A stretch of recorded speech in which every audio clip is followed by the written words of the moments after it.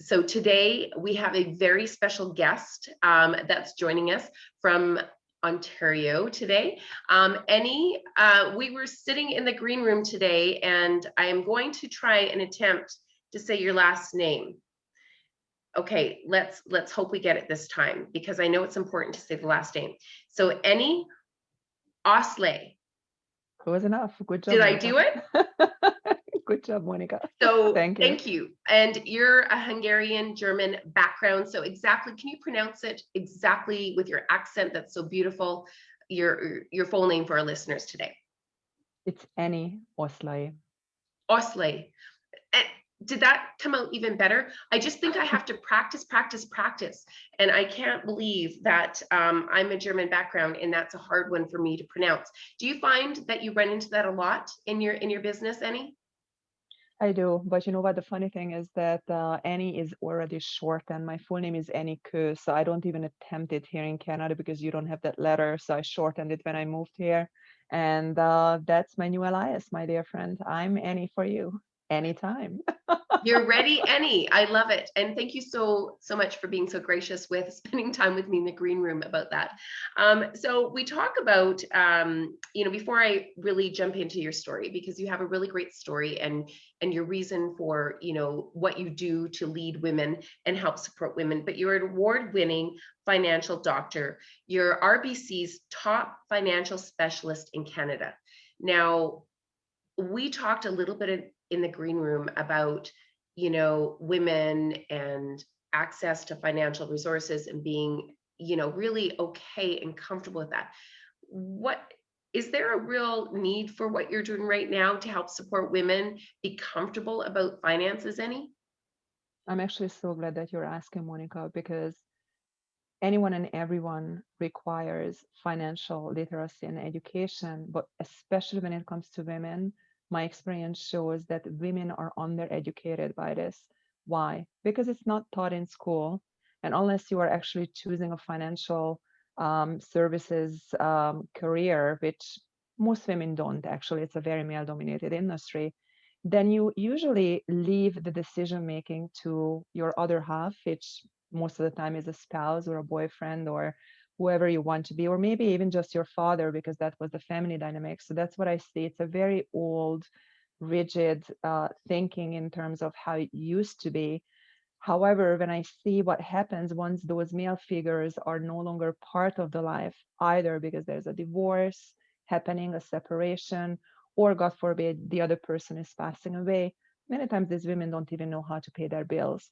So it's extremely important to have the education. And at that point, if that dynamic is still working for them, it's great. But at this point now you have the knowledge, and knowledge is power. So from that point on, if God forbid something happens, you can make your own educated decisions. And so I'm extremely grateful that I partnered with other people as well. And we actually have created a seminar session even for high school girls, just to really start it right then and there. But I already put it to my mission years ago to really provide free, absolutely free and complimentary education to people. So before the COVID lockdowns, obviously, that was all in person on stages. And ever since, it's online. And, this is free, this is complimentary. And my motto is, as someone who has her master's in adult education, to make sure that we provide the power of knowledge to others. So let me ask you, you have a wealth of experience and you've worked over 10 years in the world of investments. You've managed portfolios with millions of dollars. How did you really get comfortable with sort of owning, and let's go back to the very beginning before I even ask you that next question, Eni. Did you grow up yourself with that knowledge and that support about being financially well? Absolutely not. It's actually so funny that you asked this question. So my mom was very knowledgeable about finances because she had an accounting background. Um, but it was not important in our family dynamic to pass it down, right? Um, at the same time, thinking back, my parents actually made decisions more or less together or very separately, but somehow, it worked and it happened up until, obviously my parents got divorced. And since my mom is German and my dad is Hungarian, we actually moved to Germany. So my 15th birthday, I already celebrated in Frankfurt, Germany.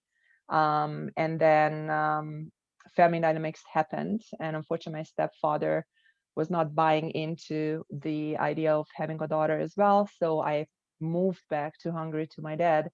And again, so this is somehow not part of the dynamics to learn about it. Now, am I a curious person? Absolutely. So because I really never believed that something would not be possible. So so even though I actually had my first profession, believe it or not, I'm actually a teacher. I'm a German teacher. But immediately I started my career in finance because I always wanted to. That's just something that was drawing me into.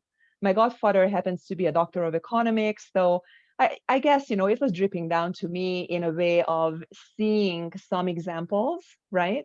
But just I guess it was a curiosity. So I actually started to work in the financial world pretty much immediately after, graduating from university. And then my company that I was working with was an international company. So they invited me in Germany to move to Germany and work for them. And so, once you get the best ever award and everything else, then okay, what's left behind? Really not much, right? If you want to grow. And again, I guess part of the reason why back in the days, education called me to be a teacher because I do believe in self-growth as well, right? So I tried, different avenues for a short period of time. I even worked in media at a TV station. And then after that, I just, went over to an international business law firm and I became their project manager. And this is an amazing, amazing journey. And I loved, globe trotting because that's exactly what I did, with the different projects that we did. And then, again, life happens, a very, very good and very old friend from Canada. Mhm. And we used to grow up, together back in the days in Hungary, right? Gives me a call while I'm in Vienna managing a project with that business law firm saying, hey, I'm coming to Europe. Where are you right now? Because I was always somewhere, right? And I said, hey, it's in Vienna. And so that was a time when the lilacs were blossoming. It was spring. And from the friendship, it became courtship. And Love so was in the my air, Eni. that's it, my friend. So my Canadian very good friend became over time my fiance. And so that's why I moved to Canada a few years later, because at one point, you have to cross that ocean. And it was a very interesting landing. And actually, I have a book that is coming out about it, about specifically the immigration story. And it's supposed to be launching July 1st, Canada Day. And it wasn't an easy landing. And it was very interesting to see that you're coming from a first world country, right? Germany, with all your experience and, all your education and everything else. But my first job, believe it or not, I was a volunteer waitress. I was a volunteer. I wasn't even get paid for what I was doing, right? But I knew that that's my opportunity to get that Canadian experience that was needed. And then I was able to go to the Canadian Securities Institute. The perk was to take their courses for free, which was great. And then very shortly, I landed the job that you mentioned, being able to manage portfolios with a very old and very large Canadian company in their Bell division. And then 10 years later, I actually had a car accident. So the car accident was really literally rattling and shaking up my world, realizing that investments alone are not doing the trick. So that's when I obtained my insurance and real estate license as well. And in between, I also did my master's in adult education specifically. So anyway, so it's a very long story, but the bottom line is that it was all in the making. It's almost like the birth of the financial doctor. But the real power, if that's what you are really asking about, the real power came once I had an accidental LinkedIn connection with someone who is the president of My Dreams Work. Doesn't it sound amazing? Sounds amazing. Right? And I took his course. His name is Noel Walrond. It's a mindset course, and it's based on the law of attraction. And it really opened up my mind in terms of what else is missing out there in the world and how I can multiply and help people to actually achieve whatever are their dreams and goals and how we can make that a tangible reality. Mm. I see so much resilience. Your story has so many layers of that mindset, even before you took the course, Eni, of, from a young girl living in, Germany, and going into Hungary and back to Germany. And then, at 15, even really just kind of hungering, and I'm going to use the word hungering for something more, because that's just what it felt like when you were sharing that with me, is that curiosity that there's something more for me out there. And I love the fact that you're now taking that back and you're helping educate those young minds at 15, the ones that are in high school, to give them a little, dose of reality that gets them thinking about their financial futures, and how important it Absolutely. is to start thinking about it as a single woman before we become a united front with someone. And we were talking about that in the green room a little bit, about when the lilacs are blossoming, as you say. We think about unity. We're not thinking about that journey, as a separate, as just a single woman. We think about that journey as a unit. So in your experience, how can women set themselves up wherever they are right now? If they're listening to the podcast and they're saying, you know what, I need to have some financial stability for me. I might be in a relationship, maybe I'm single, but what kind of steps can women take to do that?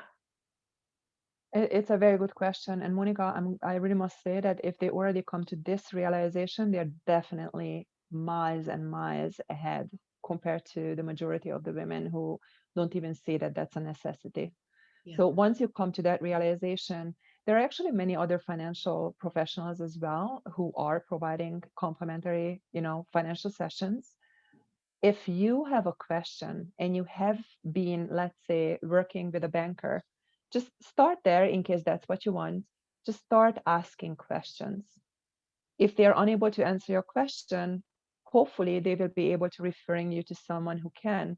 And if the answers are not satisfying your thirst or hunger, whichever way you want to call it, right? Then feel free to reach out to other financial professionals who are available, just like I am, online, and benefit from these complimentary seminars. If you want to reach out to me, by all means, it's my absolute pleasure and privilege to help anyone and everyone who is taking that fate into their own hands to learn and better themselves. Mhm. Absolutely.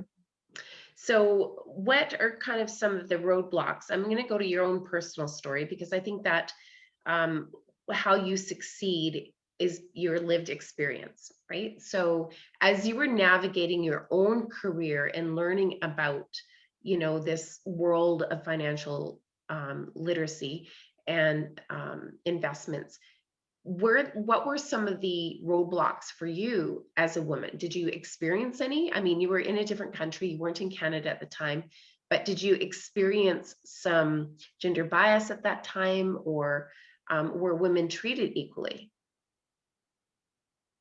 The short answer is yes, you do experience the biases, and no, you're not treated equally. And again, the reason being is because it is an extremely male dominated field. Now, I'm not trying to combat it, judge it, or end of the day, you as a person on the receiving end have the decision, do you want to accept it or do you want to change it? And I chose to change it. Mm, So basically, no one is going to give you the benefit of the doubt. Yeah, you will be different. You will be doing it differently. You will be better. No. You have to sometimes fight harder than others. And it is what it is. At the end of the day, the results speak volumes. When it's you who suddenly charts the top, why? Because your clients become your advocates. And they are now the ones who are not only your friends, but actually say to others, you really need to speak with her because she changed my life. And mm, she's not only educating me, but she's even showing me with the mindset component how I can change my life around and how I can actually create more income for myself and my family. Those are very powerful things. And at that point, it doesn't matter anymore whether I'm a woman or not, mm, right? So at that point, it just really the results speak the volumes. And then I'm really grateful, Monica. Like, I have been nominated for so many awards through my career. And that's again a testimonial that the people who felt compelled to give back to me this way, they did that, because that means a whole lot to me, because that means that what I do makes a difference. Mm. And I think you touch on something really important that I always love to talk about as well, Eni, is the fact, how can you support her? Nominate her, let her know, write her letter of reference, share a testimonial. Like, these are things that every single person has the ability to do to empower another woman, to help somebody on their journey, and push more of that goodness into the world, right? When we lift women up, we lift everybody up. Absolutely. So let me ask you, when you were nominated as a Woman of Inspiration, how did that feel? Actually, I was even nominated last year. It was surreal. It was absolutely surreal. I mean, that's a big title, Women of Inspiration, right? You had different other awards and nominations before, but this is a very big title. Mhm. And then you actually ask the person, so what does it mean to you, Mhm. right? Why do you think that I'm inspirational? And last time around, last year, it was a very short period of time between the cutoff in terms of the nomination and needing to submit the nomination package, which Yeah. have required obviously the letter of references. This time around, it's the other way around. The nomination came very early on in the process, and letter of references that are coming in, they really actually give me a sense of humbleness. It's just like, Mhm. wow, like this is amazing. Like, you actually look at me like this, like this is how you see me, in this light. And that just really validating Mm. that what I'm doing is really going well beyond what is measurable in the tangible world, right? Mm. So I love these heartfelt letters. I love they're literally pouring out their hearts, and I'm like, okay, well, you know what, that alone, it almost feels like, when you hear those eulogies, I'm like, I'm not ending my life. I'm just starting it right here now. Right. It gives you a whole new platform, or I don't even know how to articulate that. I think you said that it validates everything that you're doing. And, I know that you work so hard on living your purpose and helping serve others, but to have somebody else recognize you, or many recognize you for the good work that you're doing, there's no word that actually describes how amazing that feels. It boosts confidence, your credibility, and like you said, you're like, okay, now I'm just getting started, because now I have a whole new fuel behind me and an army of support. So that is incredible, and I truly love, and I hope that your world, or your nominators, will be able to listen to this and just get a little bit of a sneak peek of just how meaningful that is. I don't think that people realize that when they take that small action to write a letter of reference, how much that means. And I can tell you without a shadow of a doubt that I see that leadership bar being raised for everybody by the work that you're doing, Eni. Right? So let me ask you this question, and this is something that comes up a lot, is stepping into the spotlight. I know that lots of women have that conversation. So is it easy to step in the spotlight? At this point, yes. At this point, really, yes. But I must say that this was a growth process. It's not coming for most people as something natural. Um, you're raised to be modest, you're raised to be shy, you're raised to be respectful and so on. And I'm not saying that I'm none of these, because I am. I'm highly respectful. But this is one thing that I learned about me over the last year. I operate from the space of love and compassion. Hmm. And because that's everything behind what I'm doing, there's no reason to hold back. There's no reason not to share that with the world. Hmm. So that's it. So when you step into the spotlight, you enable others to shine as well. That's the whole purpose. Love is never ending. Love has absolutely no limits and no conditions really. So when that's what you're radiating out and that's your purpose in life, to really elevate others with the power of love, with the compassion, with the gratitude, there's no other way than creating a tsunami of good around you. And I really love the fact that we're able to talk about that now. You know, it's okay to talk about your successes. It's okay to celebrate them. It's okay to aspire and be ambitious about your dreams and really voice them. You know, and I want to talk about you know, your book. So, you know, that's a big decision to do a book. What made you decide to do the book? What was that kind of, I got to get that story out there? Because I truly believe every woman has a story. So what was that defining moment for you, Eni, when you're like, I've got something really special to share and I want to share it? So so this is actually going to be my third book if we are talking about the Universal Women's Network book, which is the Women's Inspiration book. So the Yeah. first book was the Toronto Waterfront Awards, Powerful Success Stories, where I just really wanted to share my, mindset stories in terms of how others can utilize what we are all born with. We are just not mining it to really elevate themselves and be the light for them. That was the main premise of that book. And the second book that is coming out on July 1st was Immigration Stories, because Canada is made up of so many immigrants. And to be quite honest with you, unless you are actually an indigenous person, then someone from your relatives was an immigrant to this country. So from that perspective, we all share that, and in terms of how can you make the best out of that experience. Mhm. So that again, the whole premise is to uplift others. That particular story is geared towards the immigrants, right? And then this particular one is really just stepping on those and how can we make it better. And I really must be honest about this as well. For me, 2020 was one of my best years in terms of self growth.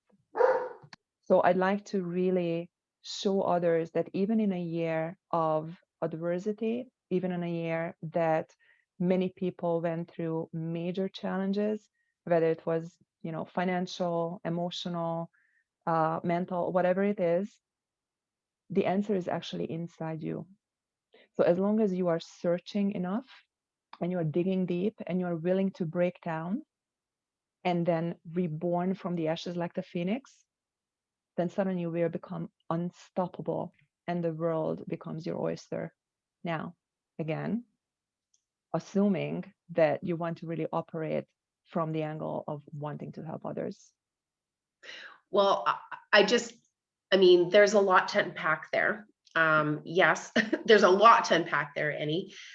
So the book, the 100 Woman of Inspiration book that you're a contributor of, where we're focusing on leaders from diverse industries and sharing the voices, because of course, coming out of 2020, almost women, like we were making such great strides and that just set us way back. And so this book, and with the incredible leaders sharing their leadership thoughts, their wisdoms, their experiences from diverse industries across Canada, only will help serve other women on a whole, right? And there's a couple things too. It's women supporting other women is really important, but we also have to think about our male allies and how can they play a role to support her. So maybe that's, you know, going into my next question, Annie, how do you believe that men can play a role to support women to succeed? Men can absolutely play a role. And to be quite honest with you, what is extremely interesting, the male person who is my most supportive counterpart is the person that I manifested in my life. So you remember how I told you that, when I was a teenager, I needed to move back to Hungary to my dad. So my dad was married by that time, and his wife already had a son. She was Mhm. a single mom before. And suddenly I received the older brother that I always wished for. So I manifested my older brother, and I'm happy to say that he's definitely one of the most supportive people in my life when it comes to, and not just for male, it just period. Like he's absolutely amazing.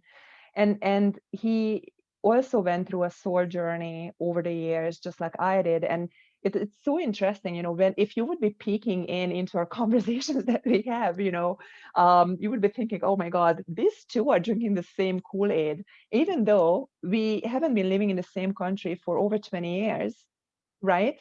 And not only that, but also, we have the ocean, between us. So we usually see each other in person, once a year. And obviously 2020 didn't work out because of the pandemic. But it doesn't matter because we are so aligned, so in tune that we are absolutely moving in the same direction, the same soul journey.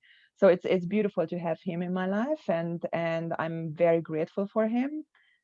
He's not just an ally, but he is also someone that I genuinely look up to. And yeah, I'm grateful that what I wished for as a child, as a little girl, I should say, it actually happened. I have now an older brother. Amazing. And I think that, like their older brothers, their fathers, their mentors, their advisors. I know our Support Her program has lots of male allies that are contributing to helping support women on their journey. And, I think it's really important for women to have that in their business networks as well as their family circle of supports, and that inner circle, outer circle. I think at all levels. So has there been any male ally or excuse me, champion that you've had that you can remember that has sort of made you stretch and reach for that baton, or open that door, or given you that opportunity to reach further? I need to stretch this question a little bit out of proportion, actually, because it's not someone who gave me the baton per se, but who inspired me. Mm. And this is going to be something that is going to eat me, but I don't care. We are fabulous. So, and this is Freddie Mercury. And then some people who are listening to this point, they will say, wow, this is, what does she mean? So here's the thing. If you really think about it, and if you understand their entire story, he was an immigrant, when they moved from Zanzibar to London, England, and he never believed that anything would not be possible for him. He Mhm. always believed that he's going to be a legend and he's going to make waves and he's going to change the world. And so he did. So I have been growing up in music. And I remember when Queen actually came to Hungary in 1986. And we were actually just walking with my parents at the Danube Corso when they arrived with their ship from Vienna and they departed. And it was so funny that here's this group, behind the Iron Curtain, and why are they so different? And at that point, I couldn't answer the question. I just know that back in the days, you turned on the water tap and it's a kind of magic was flowing out of it. So it was fine. That was their tour, right? But because music was always part of my life, I actually have been playing the piano since I was 5. So I was growing up in music, and music means a whole world to me. Mm. And, just really finding the perfect music for me in terms of to something that is contemporary, not just the classical, and then delving into the lyrics and then studying, the members in terms of, what they, and I just realized I believe that anything is impossible. Mm. And do I look at him as my idol? No, but I look at him as someone that people can learn from. And if someone hasn't been seeing the Bohemian Rhapsody movie, I highly recommend, because actually Rami Malek portrayed him exceptionally. He's a fantastic actor and he did a very good job. And I think he really put the life in it and the meaning, what my understanding about Freddie Mercury is, to be someone exceptional who was standing up for his beliefs and also standing up for everything else. And, that he at one point said, no, I am who I am. And just was unapologetically himself. Mm. That's what he was. And Mm. that's why he was able to make waves, because he didn't budge. He didn't believe the naysayers. And that's I believe what we all can learn from. Just because someone is telling you no, it's maybe not then, not there, or not with that person, but it just simply allows you the creativity to find the way how to get to where your purpose leads you. That's Mm. what I believe in. I love that. There's a couple things as I'm listening to you, Eni, is unapologetic. Like just really ignore those naysayers. Go for what you want in life. Try it out. You're just because it hasn't been done doesn't mean that it shouldn't be done. And I think that we're living proof of that. I know that you are with the decisions that you've made and the leaps and bounds that you're growing or even jumping on. And heck, we're now on graphics trucks that are going across North America, for goodness sakes, right? I mean, nothing is impossible. And I think that that is so inspiring, Eni. You've got so many layers to that onion. And I think when I speak to the young girls or women and they're trying to, sort out, what's my life purpose? And, I see all of the interesting roads that you have traveled, and they're very, they always lead you to the next. And they're always leading you to your grand stage, right?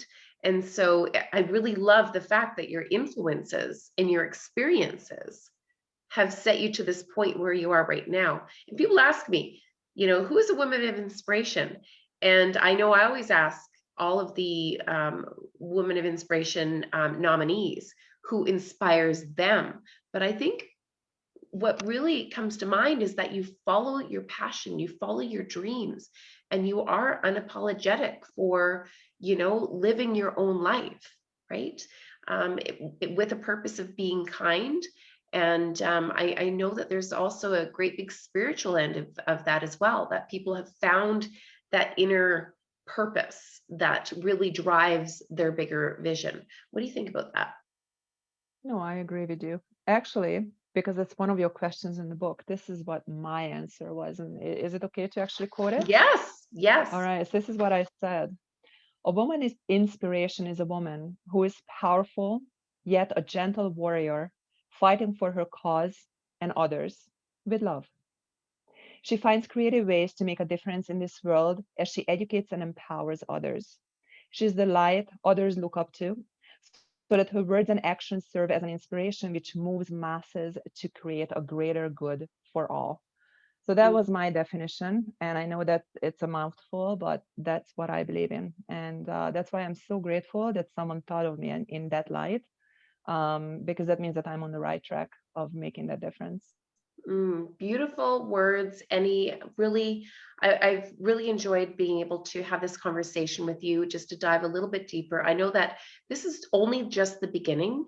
Of course, the book is out in September on the roadshow, and we're going to be having lots of opportunities to connect with our contributors and really get to know each one of our amazing women more and diving and having these conversations. So if anybody wanted to reach out to you, I always like to say, how can they best reach out to you? LinkedIn, is that a really great, way to reach out to you? Any? They're welcome to reach out on LinkedIn, but I'm more active on Facebook, to be quite honest with you. So Facebook is a very good way to reach out to me. My name is exactly my name, Eni Oszlai, but also you're welcome to give me a call. The number is 416-543-6127.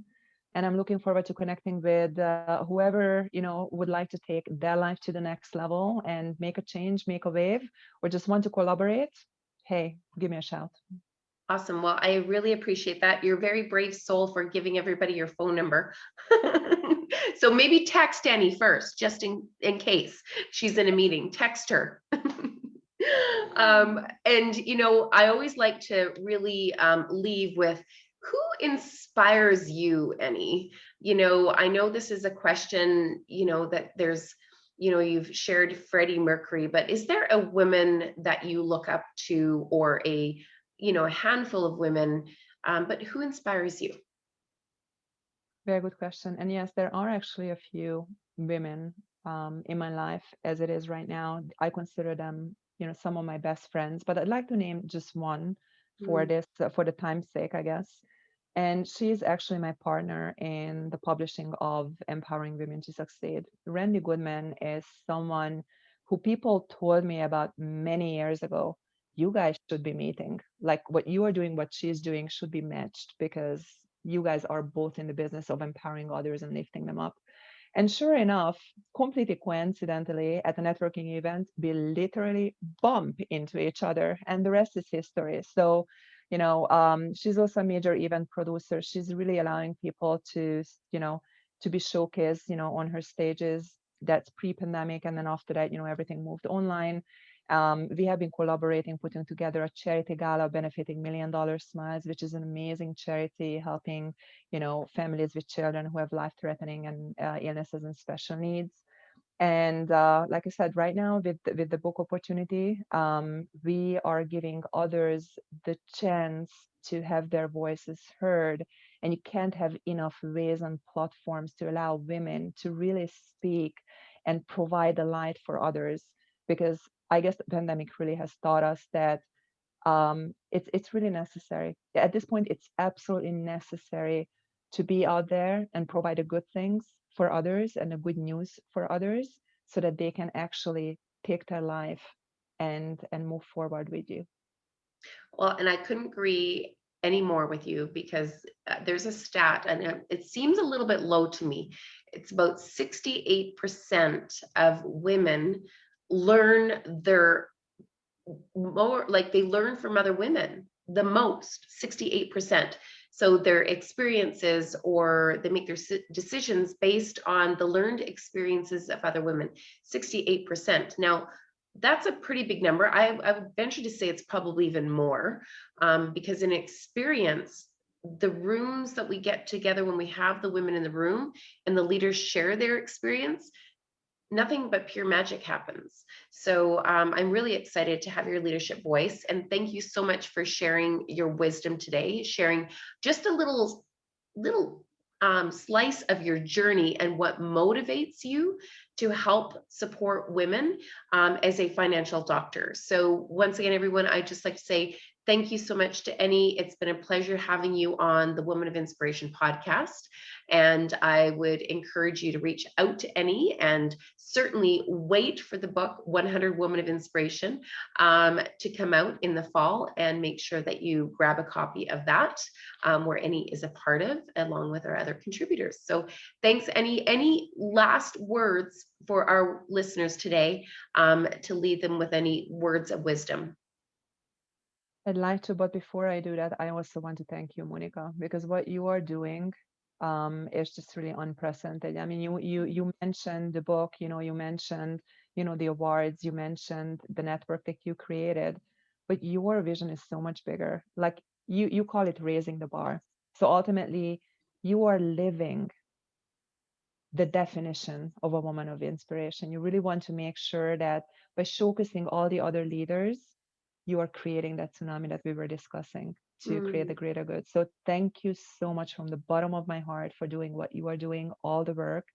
And anybody who's listening to this, I certainly encourage you to check out what Universal Women Network is about, what Women of Inspiration is about. And if you find that there's any woman in your network that should be lifted up, feel free to nominate them. And if you connect with any of us who are part of the network, who are part of the book, who are part of the, the nominations, please reach out to us as well, because we are in the business of helping you. Mm. So connect. That's it. And Annie, I couldn't thank you so much. It really does mean a lot. Words coming from such a leader, and a well-respected leader. Everybody loves to hear that validation. So thank you so much for that. And I do truly believe, like when people ask me, what is the difference? What does your network do? That just kind of sums it up.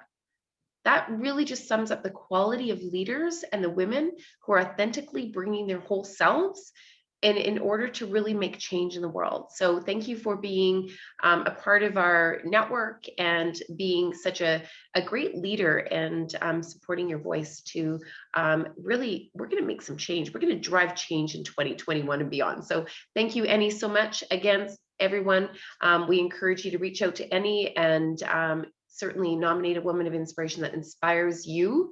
It does change her entire world. It really lifts her up, validates her worth, and inspires her to do great things in life. So thank you, Eni, so much. And we look forward to being on the 2021 Roadshow with you. Thank you. Take care.